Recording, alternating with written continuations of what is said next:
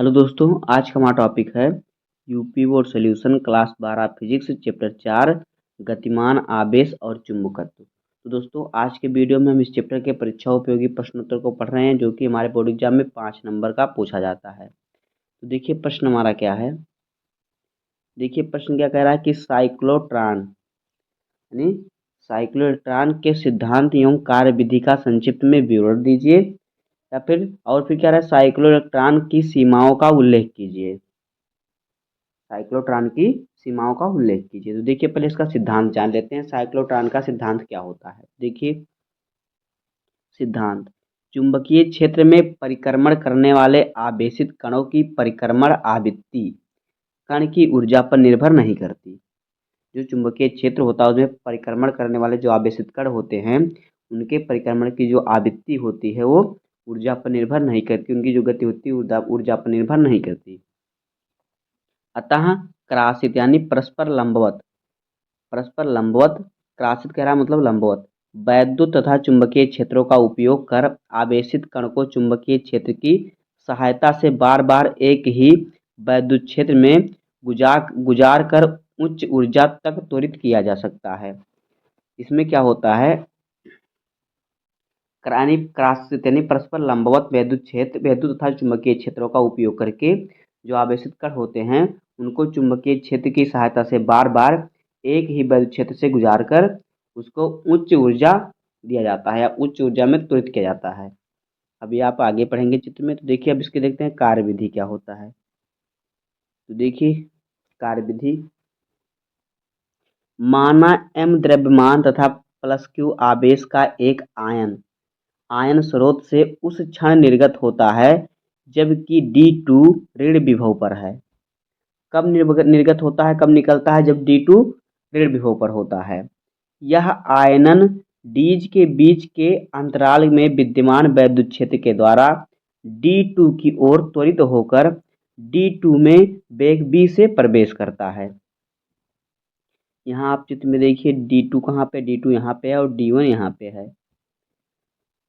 डीज के भीतर प्रवेश करते ही यह आयन डीज की धात्विक दीवारों द्वारा वैद्युत क्षेत्र से परिरक्षित कर दिया जाता है। जिसमें प्रवेश करता है तो धातु की दीवारें होती हैं, इससे क्या करें, परिरक्षित कर दिया जाता है। अब डीज के तल के लंबवत चुंबकीय क्षेत्र के कारण आयन नियत चाल v से त्रिज्या r के वृत्ताकार पथ पर चलने लगता है। यानी देखिए त्रिज्या, कुछ त्रिज्या होती है, जैसे कि मान लीजिए यहाँ की त्रिज्या कितना r है। अब इसी त्रिज्या से इस प्रकार से चलने लगेगा, उसी त्रिज्या से v वेग से चलने लगेगा। आयन की वृत्तीय गति के लिए आवश्यक अभिकेंद्र बल उस पर कार्यरत चुंबकीय बल से प्राप्त होता है। अतः अभिकेंद्र बल चुंबकीय बल के बराबर होता है, अभिकेंद्र बल बराबर चुंबकीय बल होता है। तो देखिए ये हमारा चित्र है साइक्लोट्रॉन का। उच्च आवृत्ति का प्रत्यावर्ती बोल्ट है ये, और ये हमारा क्या है, चुंबकीय क्षेत्र है, और ये है विक्षेपक प्लेट जो होता है, ये धातु की प्लेटें होती हैं। इधर हमारा D2 है, इधर D1 है। अब आगे देखिए इसका सूत्र क्या है। चुंबकीय क्षेत्र किसके बराबर होता है, देखिए अभिकेंद्र बल बराबर होता है चुंबकीय बल। तो अभिकेंद्र बल का सूत्र क्या होता है, mv²/r, और चुंबकीय बल qvb, ये होता है, दोनों बराबर होता है। हमने यहाँ पे बराबर लिख दिया। अथवा इसे लिख सकते हैं, अगर हम यहाँ से r का मान निकालें तो r बराबर क्या हो जाएगा, mv/qv। इस प्रकार से भी इसे लिख सकते हैं, क्योंकि यहाँ पे एक भी है और यहाँ पे एक भी है, तो यहाँ पे दो भी है, तो एक भी से एक भी कैंसिल हो जाएगा, तो ये हमके पास सिर्फ एक भी बचेगा। तो यहाँ पे हमारा क्या बचेगा, r बराबर mv/qb, जहाँ पे q क्या है, जहाँ पे b क्या है, चुंबकीय क्षेत्र है। अब आगे देखिए,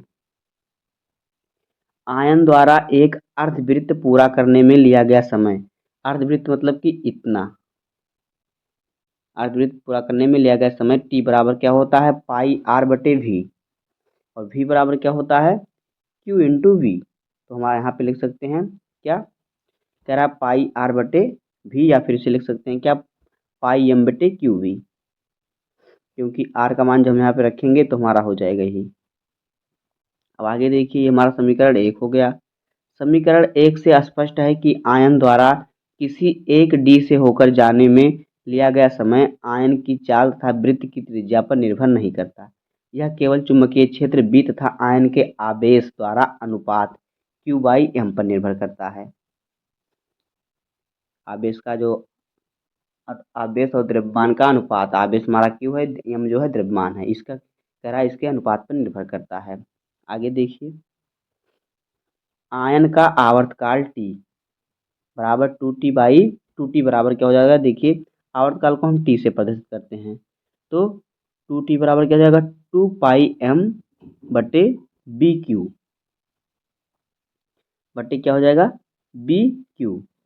फिर यहाँ पे देखिए हमारा क्या हो जाएगा, अनुनाद उत्पन्न करने के लिए प्रत्यावर्ती विभव की आवृत्ति V0 बराबर 1/T बराबर BQ/2πm, ये हो जाएगा हमारा सूत्र।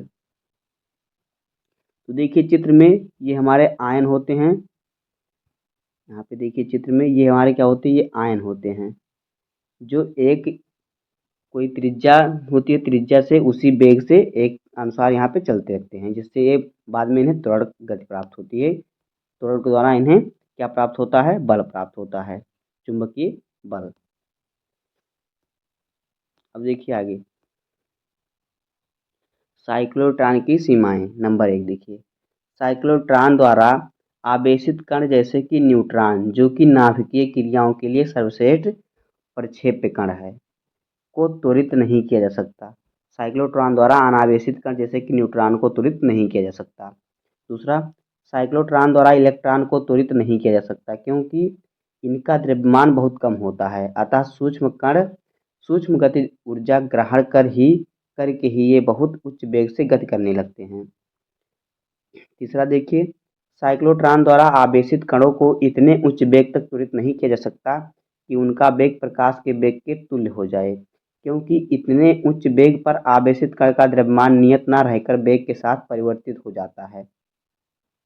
यदि आवेशित कण का विराम द्रव्यमान m0 हो तो v वेग से गति करने में समय कण तथा वेग m हो जाता है। तब देखिए क्या होता है, तब m बराबर होता है क्या, m0 बटे रूट में 1 माइनस v² बटे c²। यहाँ पे देखिए इसका सूत्र इस प्रकार से है कि m बराबर m0 बटे रूट में 1 माइनस v² बटे c², ये होता है।